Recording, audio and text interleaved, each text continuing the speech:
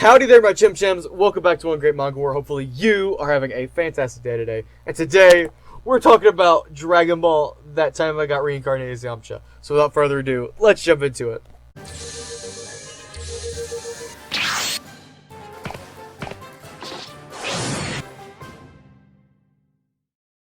Oh my word, okay, this book right here, I had so much freaking fun with it. This is a absolute blast of a book in my opinion. So the story is about this kid who pretty much sees this cute girl and he's like, oh, she's cute. And he's like, I'm going to look up her skirt. And I'm not a big fan of that type of humor, as y'all know already. It's not that interesting. And he trips and falls from the stairs and gets knocked out. And he awakens as Yamcha. And in this part of the story is right when he meets Bulma. And he's like, what the heck? What's going on? He pulls out a mirror. I'm Yamcha! He's like, what the heck? And then they meet Bulma. Well, they've already met Bulma at this point. And they're like, oh, let's go to the city, like they did in the original manga. They're like, let's go to the city so we can know each other a little bit better, all that jazz.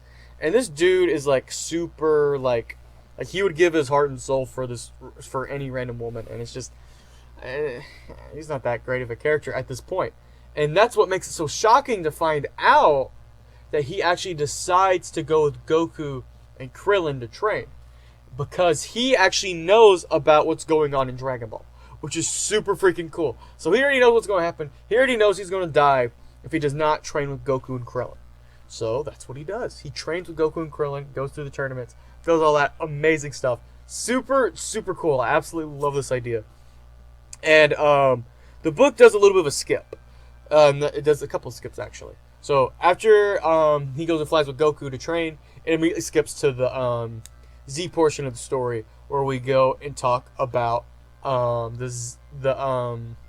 Vegeta saga, which is where he's supposed to die.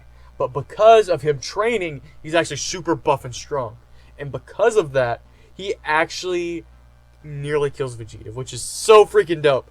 And it doesn't feel like a One Punch Man situation where he's like, oh, it's funny because he's overpowered. No, it feels like he's earned this. It feels like he's trained and stuff. It's not like a one-sided fight. It's like, it feels like Goku came down and fought. It's about that type of power level. Maybe a little bit higher, honestly. Really cool, though. I really liked it. And he's about to kill Vegeta, and Goku's like, don't kill him. Don't kill him. And the reason he wants to kill him is because he knows that he's gonna get with Bulma. And he's in there for the long run, you know? He's like, I want to get with Bulma still. And when Goku says to Yamcha that, no, don't kill him, he's like, dang it. He's like, no, I got to. And then when he looks back, poof, he's gone. And he's like, dang it. He's like, shoot. Because now he knows that he ain't going to get Bulma anymore. And this story takes another time skip into the Cell Saga, where, as you know, Yamcha has nothing to do with the Cell Saga. He barely shows up and has no real push in the story. And that's mainly because, as a human, he can only go so far, unlike Goku and Vegeta. So he takes a back step, just like in the original series. And in this, he ends up finding another character that is very well known, Chaozu, which is actually another reincarnated character, which I think was the biggest twist, and I absolutely loved this idea. It is so freaking cool.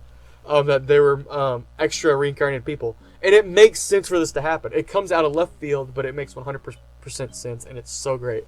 So, at first, they're like, Arch Rival was like, I hate you. Why are you like this? He's like, I actually knew you were a fake, because when Krillin did the math problem, you knew the answer, and I knew that's not what happened. So I figured you were a reincarnated. And he's like, what? No way. And so eventually they fight. And they're like, wait, why are we fighting? It makes no sense. Then they become best buddies, just like Dragon Ball normally does with villains and stuff like that.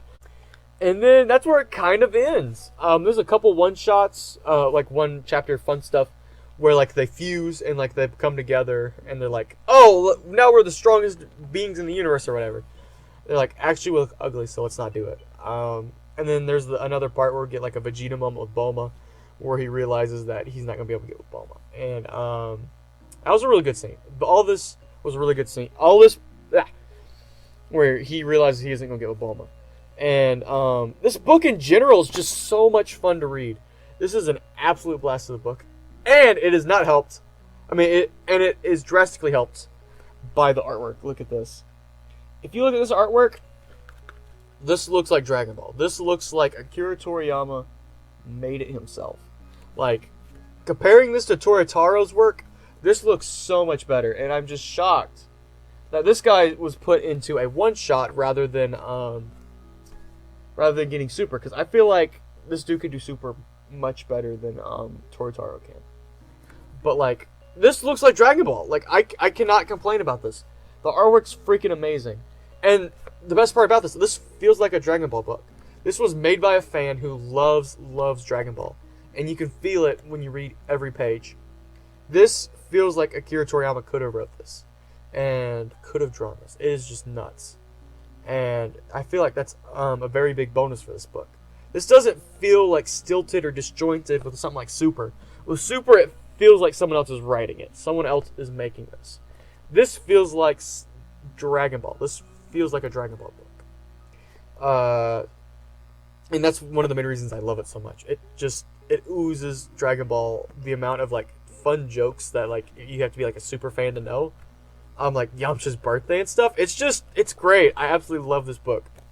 My only main complaint with it is I feel like this could have been a whole series. I would have loved to have seen so much more about this idea. If it would have, like, even if this was a one-shot where it only did, like, the beginning, where, like, he goes and trains with Goku, and it shows that idea, I feel like that would have been a little bit more interesting, instead of, like, jumping to, like, different parts of the story. Or just make this a series in general. I would have loved this to have been a series. And another big complaint about this is the shortness of it. For a $10 book, this only has 150 pages in it. This sucker is thin, and that's, like, super disappointing, in my opinion. I would have loved to seen a lot more of this idea and more action. And I hope Viz Media also prints some more one-shots like this, because if what we're missing out on is anywhere near the quality of this, I would have loved to see some more of this. So yeah, those are my thoughts and opinions on Dragon Ball. That time I got reincarnated as Yamcha. And as always, this is a discussion video. So if you have read this, what are your opinions on it? What do you think about this idea? What do you think of the characters? What do you think of this plot twist of Chaozu also being reincarnated? What do you think of the differences that they made to the original source material?